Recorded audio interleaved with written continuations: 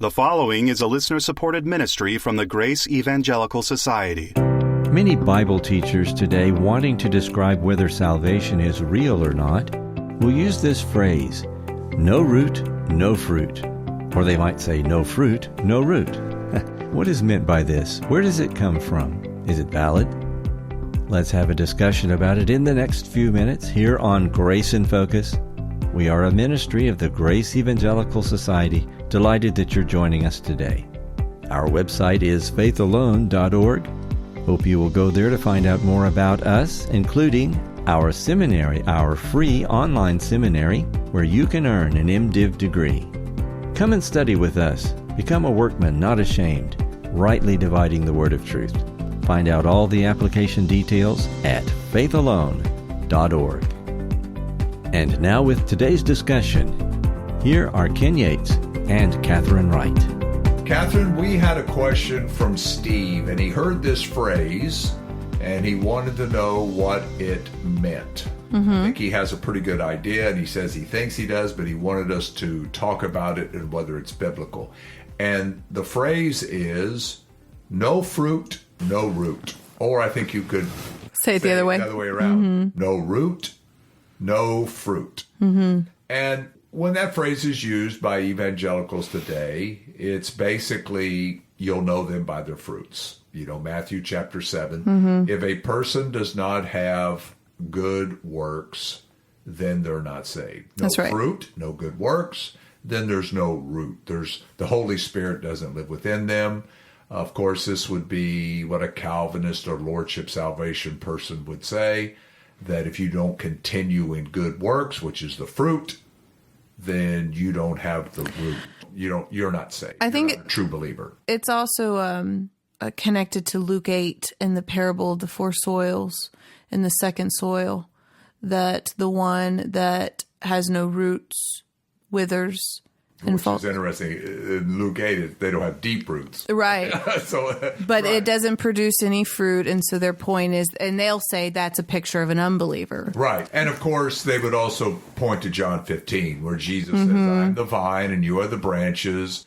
Apart from me, you can do nothing. And so the branches that don't produce good fruit is cast into the fire. Right. And of course, there's a problem with John 15 taking that view, because he's talking to the disciples. And Judas is no longer there, and so he's only talking to the 11 believing disciples. He's talking to them about producing fruit. Right. And so this no fruit, no root is basically the Calvinistic doctrine that true believers produce good fruit. And now, also that no fruit, no root really is no fruit, no life. But like, if I could go back to the Luke 8 example, there's still a plant there. Well, sure. It still has life.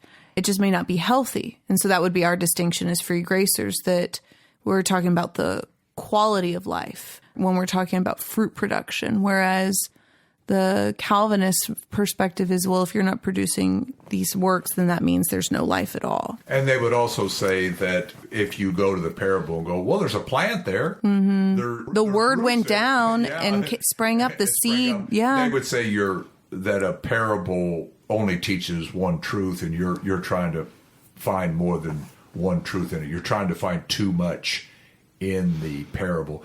And so the other side of this coin is, they would say that the reason there is no, and this is where we're getting into, we're going to go to a passage.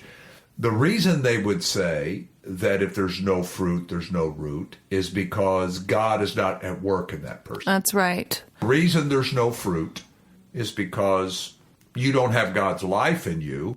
Because he didn't choose you. He did not choose you. Right. And therefore, of course, you see no fruit, because God's not working in you. And if God is working, there will be fruit. Right. That's the other side of that. Right. Yes. If you are saved, if there is the root, then there's going to be fruit. Because God desires it. That's right. God is not working in the unbeliever, and God is working in the believer. And fruit is guaranteed. If he's working. If he is working. If the Lord is at work, then fruit is guaranteed. Right. And so that's how we know. Now, of course, before we look at this passage, Another problem with their view is, well, how many works? And how do I know? Because I think even the most debased unbeliever, you can look at their life and go, well, man, that's good. He does something good there. Even a terrible, rotten unbeliever, for example, may love his child. He may give to St. Jude's or something, and so. Or, there's unbelievers you think of like the Jehovah Witnesses or Mother Teresa, they spend their whole lives taking care of the sick and the needy, but they've never believed in Jesus for eternal life, as far as we know. Okay, so one passage that came up, there's an Old Testament passage that they appeal to. In fact, I was listening to a famous lordship guy talking about John 15, and he says, you're going to get burned up because there's no fruit in your life. And he said that this is what is taught in Isaiah chapter 5. And when I read that, I thought of you because, once again, I'm going to put a plug in for the GES commentary that, Lord willing, and if he tarries, is due to come out at the end of next year.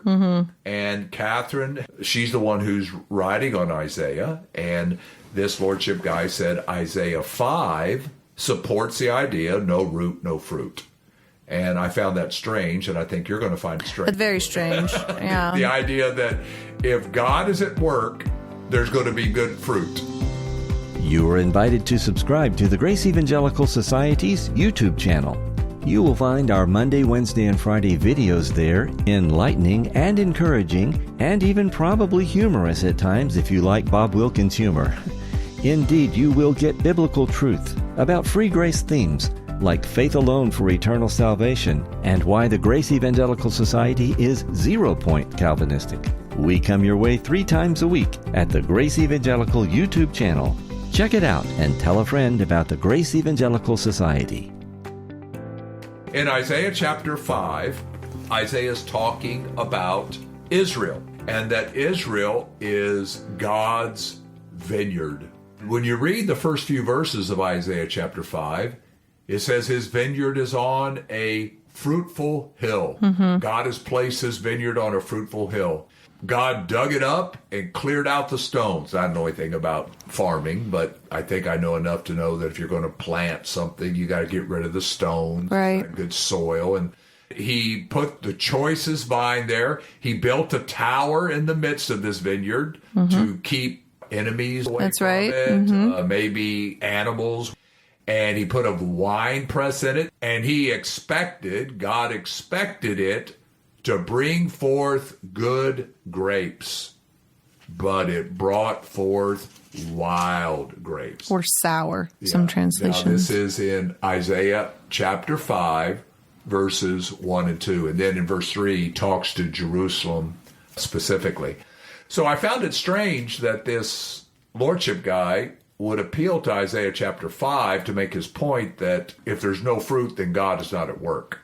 Because here, there's no good fruit, but God is very much at work, right? And expecting fruit. He's expecting it. Right. It says there, he was expecting, he put the wine press in it. He What more could he have done? Right. And of course, when we look at Israel, we would say, God gave them the law. He gave them the land. He brought them in the promised land. He defeated their enemies. He gave them the sacrificial system. Made them wealthy. So that they could bless. He sent the prophets to them. Yep. And he expected good fruit. And what happened in the days of Isaiah? What have you found as you worked through that book? Not good stuff. They've turned to idolatry. They have made alliances with the Gentile nations around them. In chapter 7, their king Ahaz is basically going to enslave the nation to the Assyrians through his alliance with them. They're not trusting in the Lord. They're trusting in their worldly wisdom. Idolatry is a huge, huge problem. They're worshiping these pagan gods. They're marrying Gentile women, getting involved with all of their superstitious practices, a lot of very, very bad things. It's interesting in chapter 1, it talks about the indictment of the nation, that they've just completely rebelled against God. That's what he says. He says, I've nourished you and yet you've rebelled against me. So similar idea here, in that they still go to the temple and they're doing their sacrifices, but it's all for naught. Their hands are bloodied from their victims. Their leaders are corrupt. They take bribes. They're mistreating the poor. And so he says, I don't want your sacrifices. I don't want your prayers. I'm not going to listen to you, because these are all it's all a facade. So yeah, not good. Things are not good. Obviously, when we're looking at Isaiah 5, the idea that, okay, they produce sour grapes, so God was not involved. Right. If you're going to use Isaiah 5 to say no root, no fruit, but that's ridiculous. God has, for centuries, has been working with the Jews. Oh my goodness, by yeah. the time Isaiah prophesied. And I think also one more verse, in verse 4, which I consider to be one of the saddest verses in Isaiah, he says, what more could I have done to my vineyard that I have not done in it? It reminds me of the Lord's lament in Luke 13 when he cries out, O Jerusalem, Jerusalem, how I desired to gather you under my wing, but you were not willing. His desire was for them to come, to have fellowship with him. That was his desire. That's what he wanted. But I think this is the problem with the Calvinist thinking, in that they start with the assumption that God always gets what he wants because he's sovereign. But the reality is that no, he doesn't. And if I could make an application for us as believers, he wants his children to be in fellowship with him, but he doesn't get that all the time. We can fall out of fellowship with him. We can rebel. We can be a prodigal son. So the Lord does not always get what he wants. He does not get what he desires. What more could he have done? There wasn't any more that he could have done. When you go to Isaiah 5, I would just ask the listeners, the Calvinists, I'm almost positive, would say that the whole nation was just unbelievers. Yeah. They didn't produce what God wanted them. They all went off into Babylon. They all, whatever. No, there were believers. Absolutely. There, but the nation did not produce, and the believers there did not produce what God wanted them to produce. Absolutely. There were unfaithful believers there. So you can't just, two things. God expected the nation of Israel. He was working. He expected good fruit, and they did not do that. That included both believers and unbelievers in the nation. And so the Calvinist is bankrupt here. Yeah. Well, we hope this is helpful in understanding Isaiah 5 and John 15. And remember, keep grace in focus. Read many from our library of thousands of free magazine and journal articles online at faithalone.org/resources. That's faithalone.org. Did you miss an episode of Grace in Focus that you really wanted to hear? Just come to faithalone.org. That's faithalone.org. We have all our past episodes right there on the site. Our team is really great about answering questions, comments, and feedback. If you've got some, we hope to hear from you.